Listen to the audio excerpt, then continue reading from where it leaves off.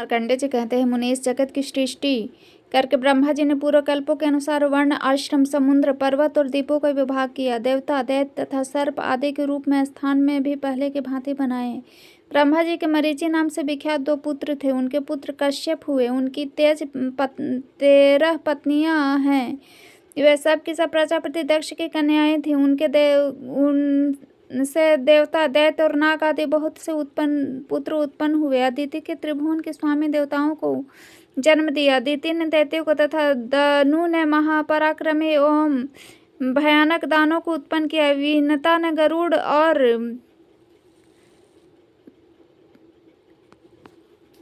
अरुण 2 पुत्र उत्पन्न किए।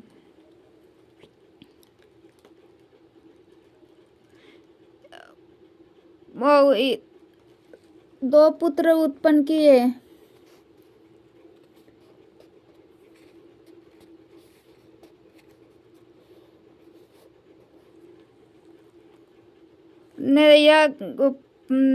पुत्र यक्ष और राक्षस हुए। कद्रु ने नागों को और मुन्नि ने गंधर्वों को जन्म दिया। क्रोधा से कुल्याएं तथा अरिष्ठा से अप्सराएं उत्पन्न हुई। ईरान ने एरावत आदि हाथियों को उत्पन्न किया। ताम्रा के गर्भ से श्येनी आदि कन्याएं पैदा हुई। उन्हीं के पुत्र श्येन, बाज, भास और शुक्र आदि पक्षी हुए। ईला के वृक्ष तथा प्रधा से जल जंतु उत्पन्न हुए। कश्यप मुनि के अदिति के गर्भ से जो संतानें हुई, उनके पुत्र, पौत्र, दौहित्र तथा उनके भी पुत्र आदि से यह सारा संसार व्याप्त है। कश्यप के पुत्रों में देवता प्रधान है। इनमें कुछ तो सात्विक है, कुछ राजस है और कुछ तामस है। ब्रह्मवेताओं में श्रेष्ठ परमेष्ठी प्रजापति ब्रह्मा जी ने देवताओं को यज्ञ भाग का भोक्ता तथा त्रिभुवन का स्वामी बनाया, परंतु उनके सौतेले भाई दैत्यों, दानवों और राक्षसों ने एक साथ मिलकर उन्हें कष्ट पहुंचाना आरंभ कर दिया। इस कारण 1000 दिव्य वर्षों तक उनमें बड़ा भयंकर युद्ध हुआ। अंत में देवता पराजित हुए और बलवान दैत्य तथा दानवों को विजय प्राप्त हुई।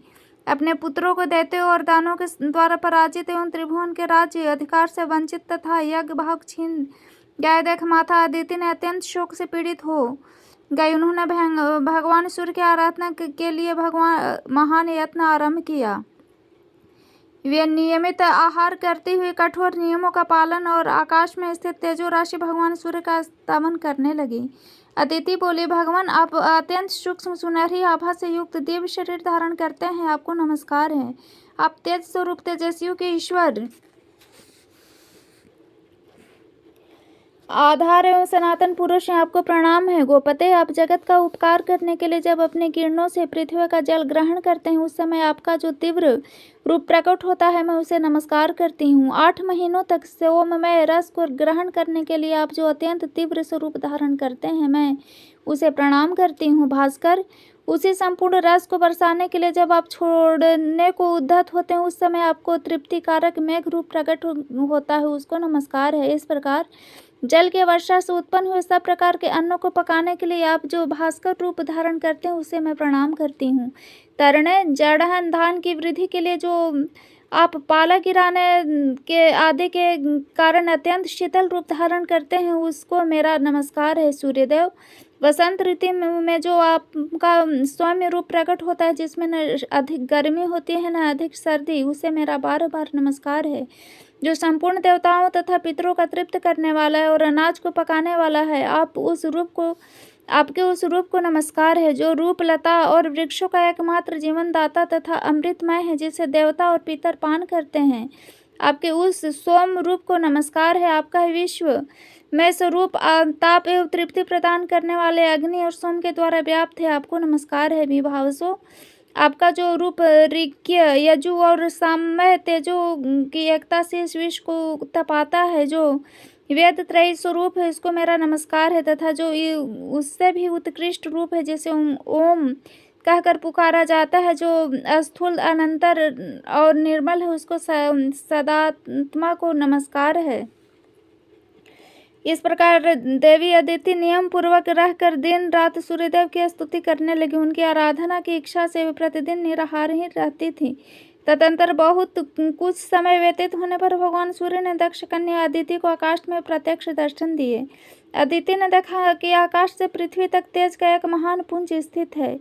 उद्दीप्त ज्वालाओं के कारण उसकी ओर देखना कठिन हो रहा है। उन्हें देखकर देवी अदिति को बड़ा भय हुआ है। बोली, गोपते, आप मुझ पर प्रसन्न हो। मैं पहले आकाश में आपको जिस प्रकार देखती थी वैसे ही आज नहीं देख पाती। इस समय यह भूतल पर मुझे केवल तेज का समुदाय दिखाई दे रहा है। दिवाकर, मुझ पर कृपा कीजिए जिससे आपके रूप का दर्शन कर सकूं। भक्त वत्सल प्रभु, मैं आपकी भक्त हूँ। आप मेरे पुत्रों की रक्षा कीजिए। आप ही ब्रह्म होकर इस विश्व की सृष्टि करते हैं। आप ही पालन करने के लिए उद्धत होकर इसकी रक्षा करते हैं तथा अंत में यह सब कुछ आप में ही लीन होता है। संपूर्ण लोक में आपके सिवा दूसरी कोई गति नहीं है। आप ही ब्रह्मा, विष्णु, शिव, इंद्र, कुबेर, यम, वरुण, वायु, चंद्रमा, अग्नि, आकाश, पर्वत और समुद्र हैं। आपका तेज सबका आत्मा है। आपकी क्या स्तुति की जाए यज्ञेश्वर। प्रतिदिन अपने कर्म में लगे हुए ब्राह्मण भांति भांति के पदों से आपकी स्तुति करते हुए यजन करते हैं।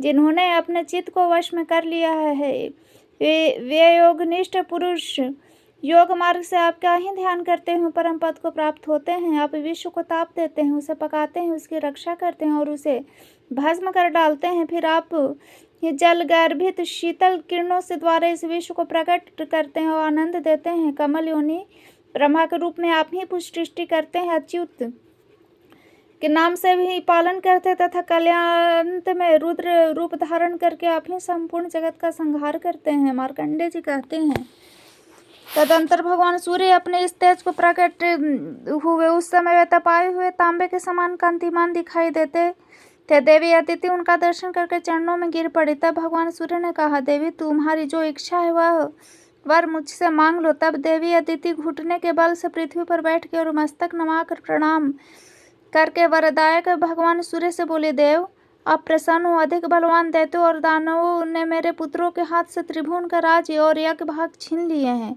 गोपते, उन्हें प्राप्त कराने के निमित्त आप मुझे पर प्रसन्न कृपा करें।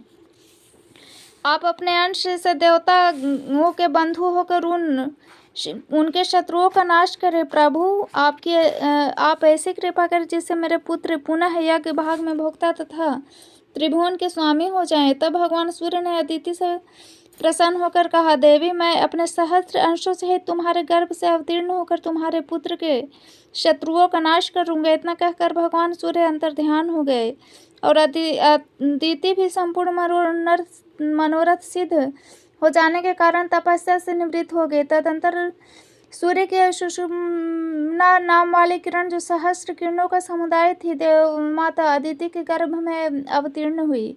देव माता अदिति एकाग्रचित होकर कृष्ण और चांद्रायण आदि व्रतों का पालन करने लगी। अत्यंत पवित्रतापूर्वक उस गर्भ को धारण किए रही। यह देख महर्षि कश्यप ने कुछ कुपित होकर कहा, तुम नित्य उपवास करके अपने गर्भ के बच्चों को क्यों मारे डालती हो। यह सुनकर उसने कहा, देखिए, यह रहा गर्भ का बच्चा। मैं इसे मारा नहीं, यह स्वयं ही अपने शत्रुओं को मारने वाला होगा।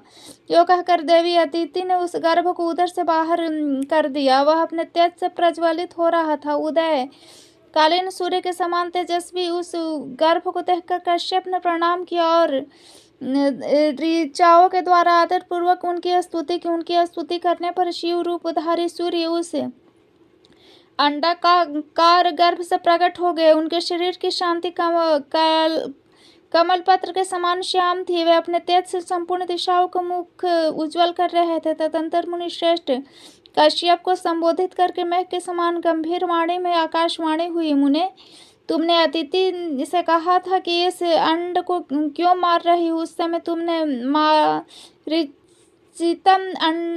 अंडम का उच्चारण किया था, इसलिए तुम्हारा यह पुत्र मार्तंड है के नाम से विख्यात होगा और शक्तिशाली होकर सूर्य के अधिकार का पालन करेगा। इतना ही नहीं, यह यज्ञ भाग का अपहरण करने वाले देव शत्रु असुरों का भी संहार करेगा। यह आकाशवाणी सुनकर देवताओं को बड़ा हर्ष हुआ और दानव बलहीन हो गए। तब इंद्र ने दैत्यों को युद्ध के लिए ललकारा। दानव भी उनका सामना करने के लिए आ पहुंचे। फिर तो देवताओं का असुरों के साथ घोर संग्राम हुआ। उनके अस्त्र शस्त्रों की चमकीले